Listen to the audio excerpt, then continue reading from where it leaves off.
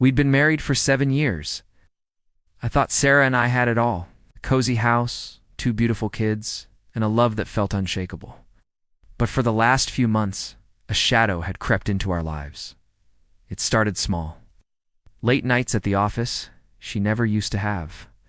Phone calls she'd take in another room, her voice dropping to a whisper. When I'd ask who it was, she'd just wave it off. "Oh, just a colleague," she'd say with a smile that didn't quite reach her eyes. I tried to ignore the gnawing feeling in my gut. I told myself I was being paranoid, insecure. Who was I to question her? She was the most honest person I knew, so I thought. The little things started to pile up. A new, expensive perfume she started wearing. A sudden interest in hitting the gym, not with me, but alone. She was pulling away, and a chasm was opening between us that I didn't know how to bridge.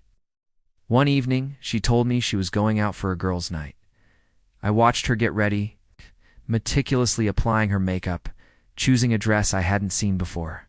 She looked beautiful, but it wasn't for me. She kissed me goodbye, a quick peck on the cheek. I caught a scent that wasn't her new perfume. It was a familiar men's cologne, the same one her colleague, Mark, wore. My heart sank. I couldn't just sit there. The doubt was eating me alive. I remembered she had an old tablet, one she hadn't used in ages but was still linked to her accounts.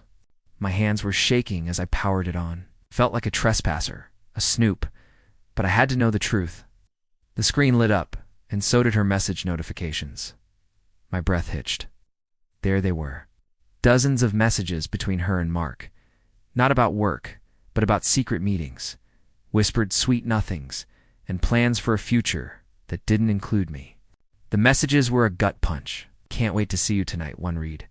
"He has no idea," said another. Each word was a dagger. The evidence was irrefutable, a digital trail of her betrayal. I felt a cold wave wash over me, a strange mix of rage, heartbreak, and a bizarre sense of clarity. The fog of denial had finally lifted. When she came home later that night, humming a happy tune, I was waiting for her in the living room. The tablet was on the coffee table, screen glowing. She stopped dead in her tracks when she saw it. Her smile vanished, replaced by a flicker of panic. "What's this?" she asked, her voice trembling just a little. "I think you know," I said, my own voice surprisingly steady. "Girls' night, Sarah? Or was it a Mark night?" For a second, she looked like she was about to deny it. The same calm, confident mask she'd been wearing for months started to form.